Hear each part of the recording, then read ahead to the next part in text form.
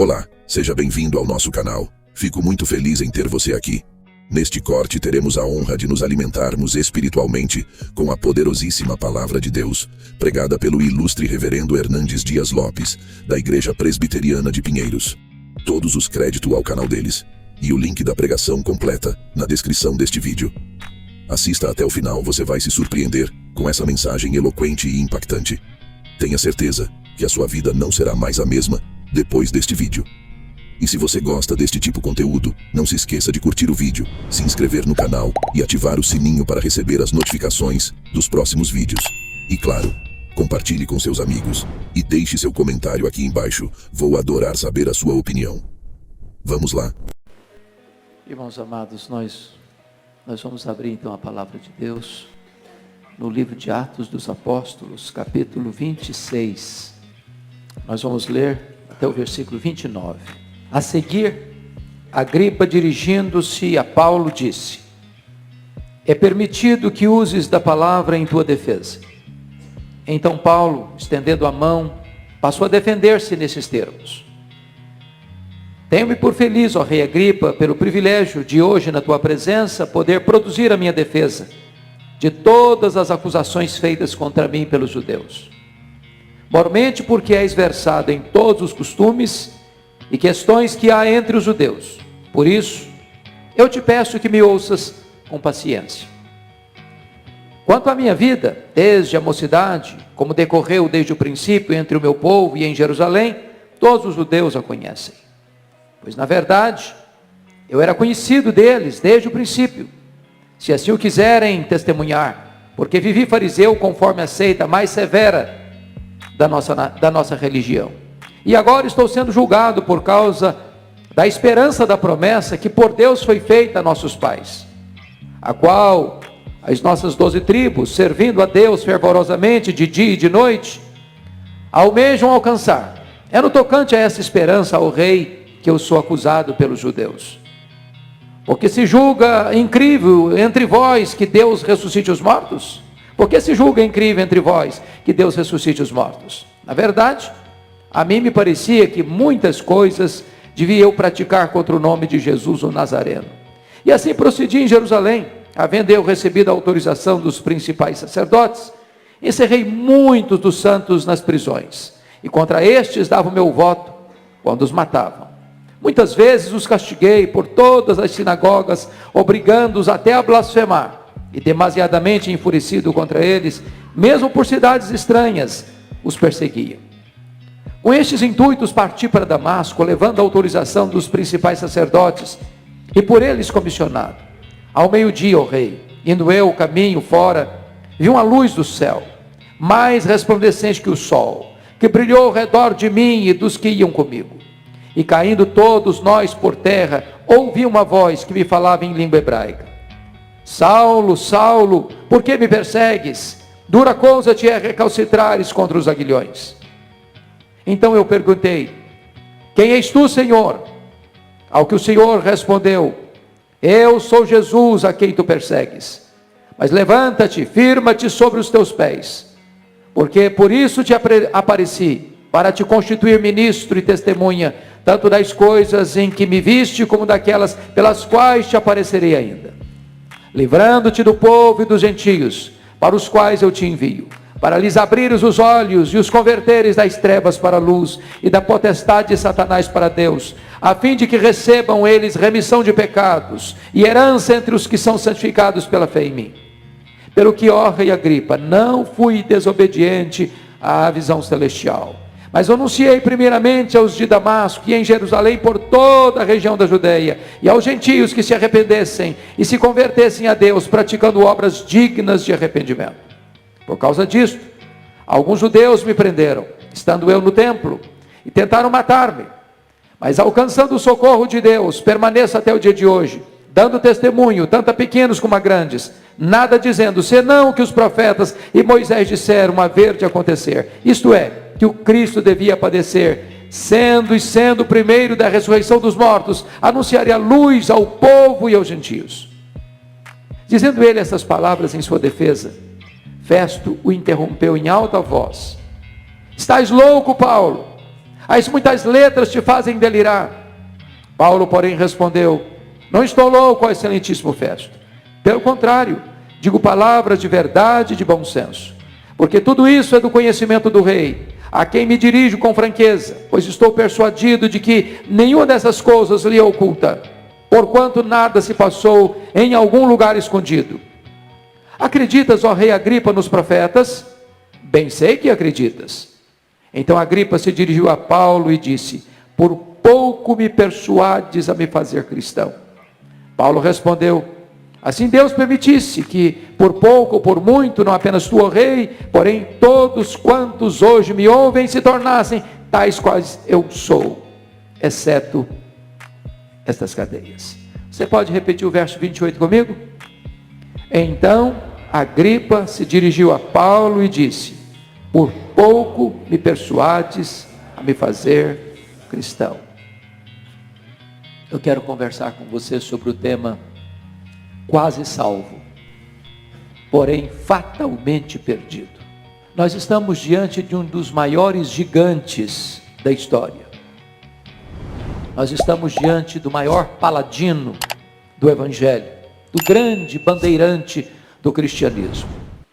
O homem de mente peregrina, o homem de cultura invulgar, o homem de personalidade prismática, o campeão na história da igreja em plantio de igrejas, o incansável ganhador de almas. Estamos diante do apóstolo Paulo. Desde a sua conversão, ele enfrentou lutas, muitas lutas. Suportou cadeias, sofreu açoites, foi perseguido, foi açoitado com varas, foi preso, enfrentou naufrágios, trazia no corpo as marcas do Senhor Jesus, foi fuzilado pela fúria do inferno, foi atacado por todas as frentes e torpedeado pelos dardos mais inflamados do maligno. Este homem sofreu fome, sofreu sede, sofreu injustiça as mais severas das mãos dos homens. Para pregar o Evangelho, ele atravessou províncias, rompeu fronteiras, marchou por estradas, cruzou desertos, navegou mares encapelados, percorreu cidades, campos, vilas, desertos, entrou nos templos, nas sinagogas, falou nas praças, nas ilhas, na praia, nas escolas, nas prisões, nos régios salões das altas cortes, pregando o Evangelho a escravos e a livres, a reis e a vassalos, a grandes e a pequenos, a sábios e a ignorantes, a multidões e a solitários, sempre falando com intenso fervor e ardor, com saúde ou com doença, preso ou em liberdade, na cadeia ou nas praças, acolhido ou escorraçado, aplaudido ou apedrejado, amado ou odiado, na pobreza ou na fartura, pregando o Evangelho. Ele fez 3 viagens missionárias: província da Galácia, província da Macedônia, província da Acaia, província da Ásia Menor, plantando igrejas, levando a Cristo centenas, milhares de pessoas. Agora ele está de volta a Jerusalém, não para se aposentar, não para deitar numa cadeira de balanço, não para vestir um pijama. Ele volta, sim, com as mãos cheias de ofertas aos pobres da Judéia. Quando ele chega em Cesareia, Ágabo profetiza que ele vai ser preso. Vai ser preso em Jerusalém. Os discípulos tentam demovê-lo, mas corajosamente ele diz para eles: o que vocês estão fazendo comigo? Eu estou pronto não só a ser preso, eu estou pronto a morrer pelo nome de Jesus. E ele foi para Jerusalém, e ele foi preso. Conspiraram contra ele, armaram ciladas contra ele, resolveram matá-lo, fizeram juras e voto de que o matariam. Por providência de Deus, a trama é descoberta. Paulo é transferido para Cesareia Marítima. Ali ele é acusado durante 2 anos. O inferno vomitou contra ele toda a sua fúria. O diabo arregimentou contra ele toda a sua corja. E diante da frouxidão de Festo, prestes a entregá-lo nas mãos do Sinédrio, que armava uma orquestração contra ele para matá-lo, diz a Bíblia que Paulo decide, como cidadão romano, que quer ser julgado diante de César. E é nesse momento então, que lá em Cesareia, Festo recebe a visita do rei Agripa, acompanhado de Berenice, sua mulher. E diz a Bíblia que é nesse ínterim, dessa visita, que Paulo é chamado para dar o seu testemunho diante do rei Agripa. Uma reunião de pompa, de luxo, para Paulo fazer a sua defesa. E talvez com um brilhantismo raro, num dos mais eloquentes discursos da história da igreja, Paulo abre o seu coração, narra o que Jesus Cristo fez na sua vida. Ele mostra com total clareza, com diáfana eloquência, o que Cristo fez na sua vida, como ele era um monstro, como ele era um homem carrasco, como ele era um bárbaro, como ele era um perseguidor, assolador, exterminador, uma fera selvagem, e com fúria caminhava para Damasco, com o propósito de prender os cristãos e encerrá-los em cadeias. Mas de repente, naquela estrada, por volta do meio-dia, um fato acontece. Uma luz mais forte do que o sol incidiu-se sobre ele e derrubou ao chão. E então ele escuta uma voz que bradava desde os céus em voz hebraica: Saulo, Saulo, por que me persegues? Dura coisa te é recalcitrares contra os aguilhões. Este homem selvagem, este homem sanguinário está caído, está prostrado, está vencido, já convertido pelo poder do Espírito Santo de Deus. E ele então pergunta, agora com senso de submissão: quem és tu, Senhor? E Jesus responde para ele: eu sou Jesus, a quem tu persegues. Levanta-te, porque te enviarei para longe aos gentios. Enquanto Paulo narra este fato glorioso da sua conversão, Festo interrompe em alta voz: estás louco, Paulo? As muitas letras te fazem delirar.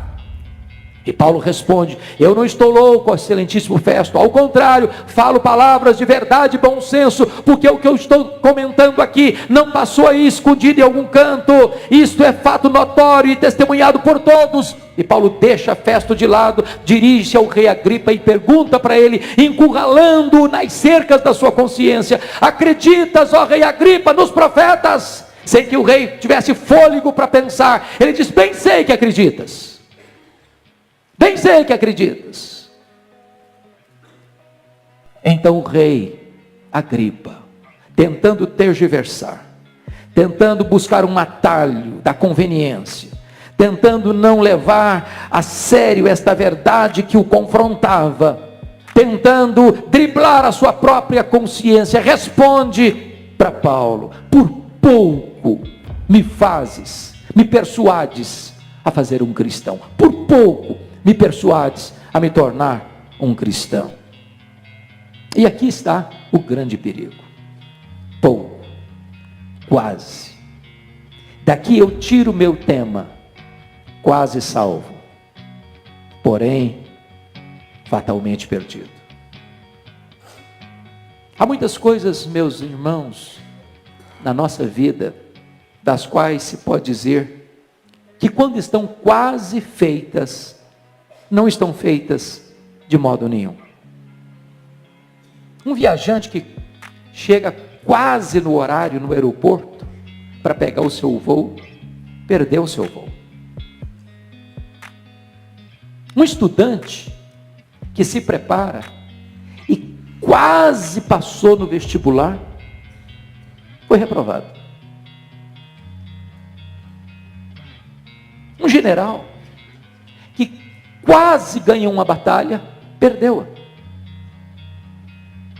Um boxeador que quase ganhou a luta, perdeu-a. Quase é a confissão da derrota, com a esperança da vitória conservada até o fim. Quando se trata das coisas ordinárias da vida, esse quase pode ser reparado. O viajante pode pegar o próximo voo. O estudante pode passar no próximo vestibular. O general pode ganhar a próxima batalha. O boxeador pode vencer a próxima luta. Há ocasiões, entretanto, que o quase é irreparável.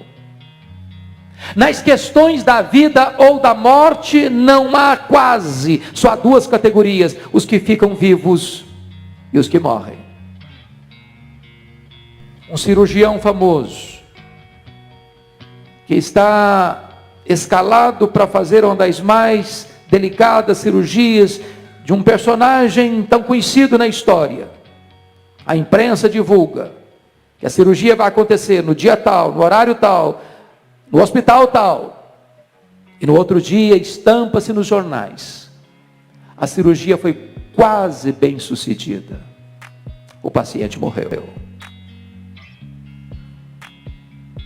No dia 31 de dezembro de 1989, o barco Batomushi, na Baía da Guanabara, estava cheio de gente, alguns atores, atrizes, pessoas da sociedade, para assistir o grande espetáculo dos fogos multicoloridos da virada de ano, naquele lugar tão conhecido no Brasil e no mundo. Mas eis que aquele barco começa a naufragar. O desespero, o pânico toma conta de todos. Barcos salva-vidas foram chamados para prestar socorro. Entretanto, muitas daquelas pessoas que estavam ali pereceram. Os barcos salva-vidas chegaram quase na hora, mas chegaram tarde demais. 17 de junho de 2007, voo 3054 da TAM, sai de Porto Alegre, com destino a Congonhas. É uma tarde chuvosa, e havia dentro daquele avião 181 passageiros. Havia dentro daquele avião 6 tripulantes. O destino deles era Congonhas, era São Paulo. O avião chega a aterrissar. As rodas tocam o solo. Mas aquele avião não para. Celeremente avança, para daqui a pouco vir uma bola de fogo e aí matar as 12 pessoas no solo. 199 mortos. Pessoas que estavam humanamente seguras e salvas. Apenas quase salvas, porém totalmente mortas. No dia 5 de setembro de 1870, 11 alpinistas foram escalar o Monte Branco em Chamonix, no interior da França. A noite trevosa se aproxima e ao mesmo tempo uma grande nevasca.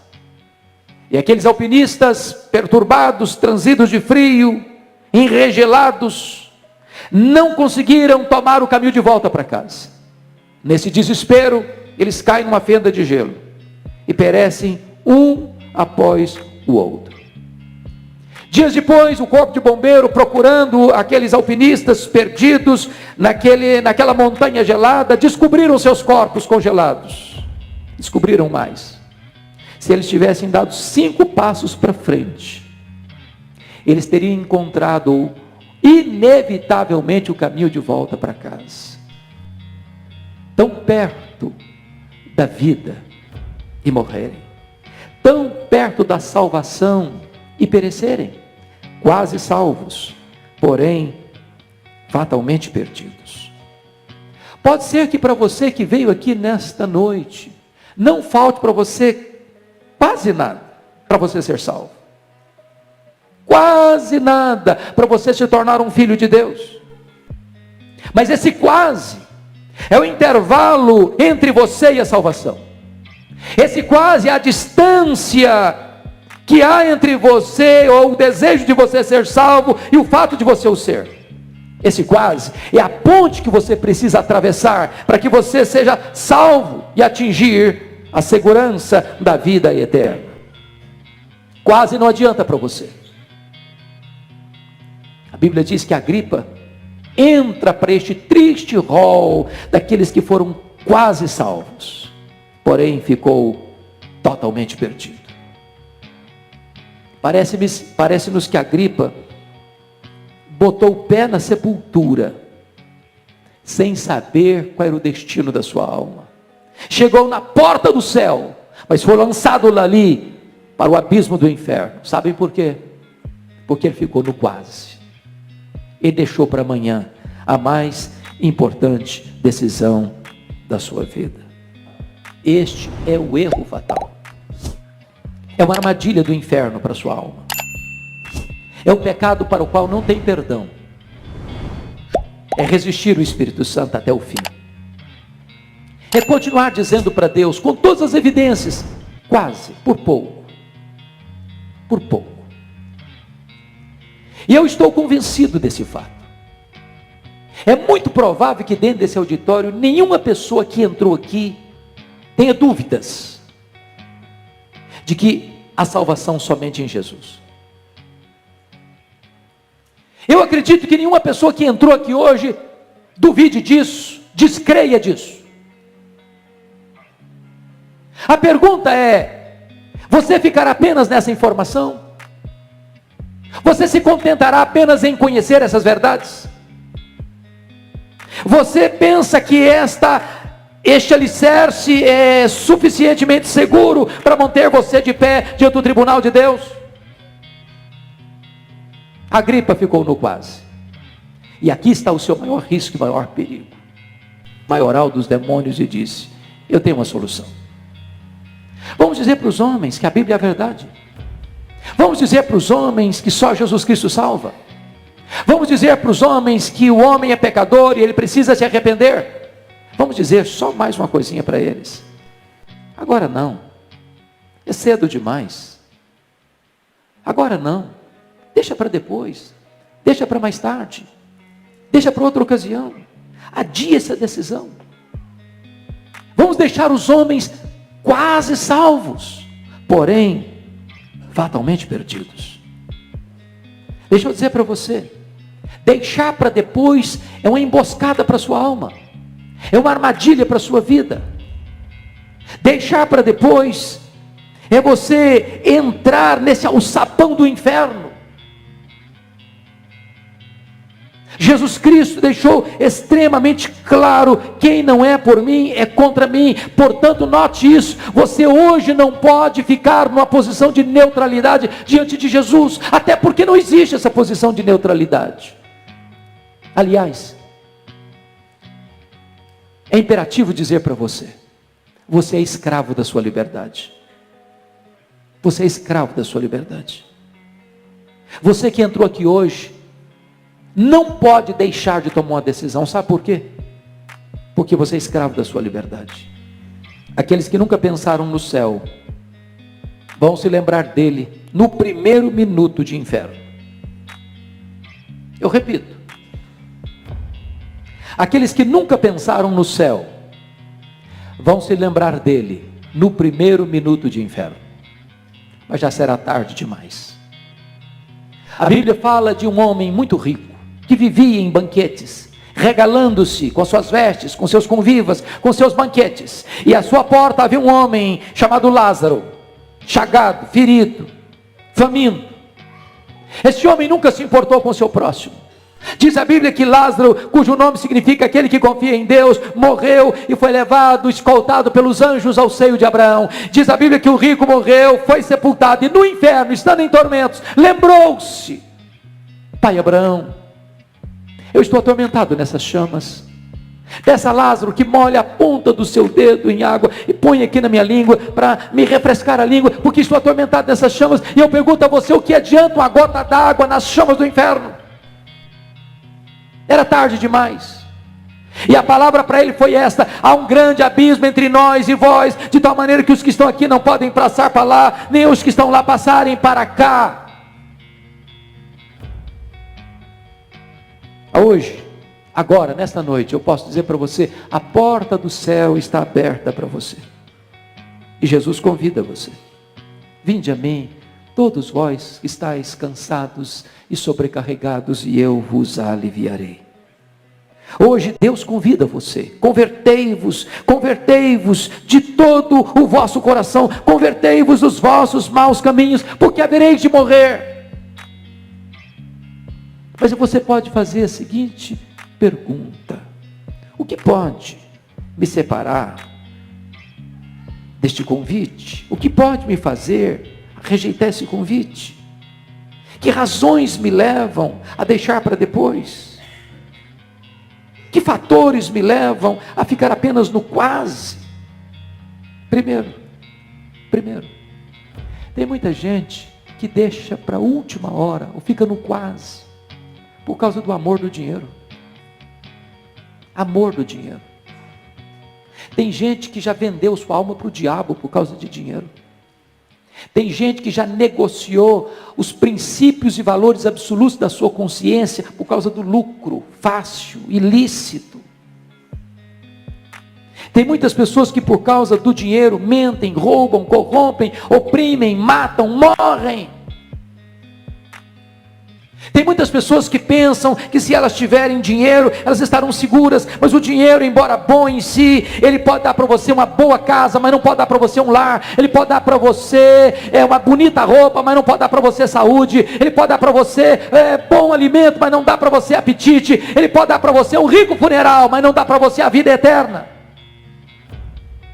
Foi Jesus Cristo quem disse a um homem que disse para a sua alma: agora, ó minha alma, come, bebe, regala-te por longos anos. E Jesus Cristo disse: louco, o que tens preparado para quem será? Esta noite te pedirão a tua alma. O que está afastando você de tomar essa decisão? Segundo lugar, amor ao mundo.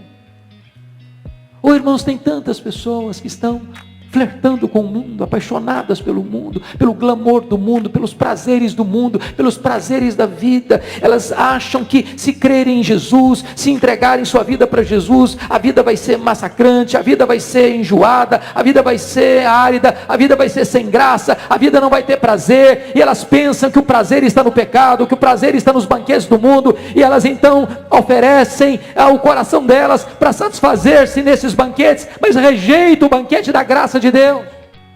Tem gente que é como o corvo que Noé soltou depois do dilúvio. Quando aquele corvo saiu da arca e viu lama e viu sujeira, ele não quis voltar para a arca, ele ficou lá. Preferiu a sujeira da lama do que o conforto, a segurança da arca da salvação. Há muitas pessoas que são amigos do Evangelho, gostam do Evangelho, até vêm à igreja, até gostam de cantar as músicas, até gostam de participar das atividades da igreja, mas nunca romperam com o mundo, nunca romperam com o pecado, nunca cindiram definitivamente com aquilo que os prende umbilicalmente ao mundo. Gostam das coisas do mundo mais do que das coisas de Deus, ficam no quase, estão quase salvas, porém fatalmente perdidas. O que é que está afastando você de tomar essa decisão? Outras pessoas deixam de tomar essa decisão por causa das amizades. Quem de nós não conhece a história de Elvis Presley? O famoso, rico, conhecido cantor de rock, talvez o maior deles, criado numa igreja evangélica, cantando no coral da igreja, que por influência do mundo, deixas o redil, o aprisco das ovelhas, vai se comprometer com drogas, vai ter um fim tão triste, morrer de overdose, influência das amizades. Há muitos pródigos que saíram da casa do pai, estão hoje num país distante, ou estão hoje na pocilga das drogas, do sexo ilícito, irresponsável, do álcool, das desgraças e mazelas desta vida, por influências de falsas amizades. O que está impedindo você de tomar essa decisão, de ficar com uma gripe quase, por pouco? Eu conheço gente que diz assim: eu prefiro ir para o inferno do que mudar de religião. E Jesus Cristo foi categórico em dizer: quem amar mais o seu pai e a sua mãe do que a mim, não é digno de mim. Se você parar para perceber, essa família herodiana perdeu todas as suas oportunidades. A Bíblia nos fala de 4 Herodes. Herodes o Grande, aquele que mandou matar as crianças de Belém. Depois Herodes Antipas, aquele que prendeu João Batista e mandou degolar João Batista na cadeia. Aquele que zombou de Jesus no seu julgamento. Depois o terceiro Herodes, Herodes Agripa I, aquele que ouviu o evangelho pelos apóstolos, mas perseguiu a igreja de Deus em Jerusalém, e mandou passar ao fio da espada Tiago, e mandou prender Pedro na prisão máxima, e por não ter dado glória a Deus, ele foi comido de vermes. Agora estamos diante do último membro da família herodiana, Herodes Agripa II. Ele está diante do maior evangelista da igreja, o apóstolo Paulo. Mesmo confrontado pela verdade, mesmo ouvindo o evangelho, mesmo ouvindo o testemunho de conversão de Paulo, ele escuta essa mensagem e diz para Paulo: Paulo, por pouco me persuades a me fazer um cristão, quase salvo, porém fatalmente perdido. Eu quero dizer para você nesta noite que hoje é o dia da sua salvação. Hoje Jesus está aqui. Hoje você está diante de uma decisão inevitável, urgente. Talvez como aqueles 2 ladrões que estavam crucificados diante de Jesus. Ambos devedores, ambos perdidos, ambos condenados.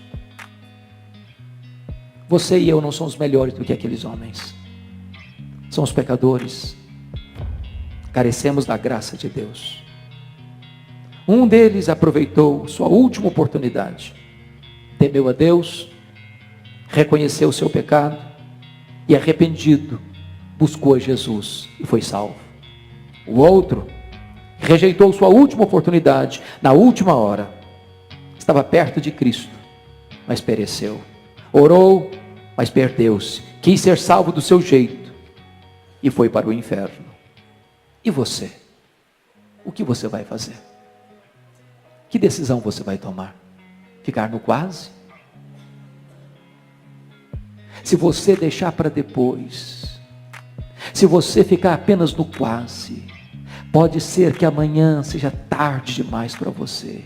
Pode ser que amanhã você vai estar perante o tribunal reto e justo de Deus, sem estar com vestes alvas, sem estar lavado no sangue do Cordeiro, sem estar plenamente arrependido, sem estar plenamente perdoado, e você vai chorar e gritar: ah, se eu tivesse ouvido, ah, se eu tivesse ouvido, ah, se eu tivesse ouvido. Mas então será tarde demais, eternamente tarde demais, quase salvo, porém fatalmente perdido. O que você vai fazer com o destino da sua alma? Curva sua fronte, por favor.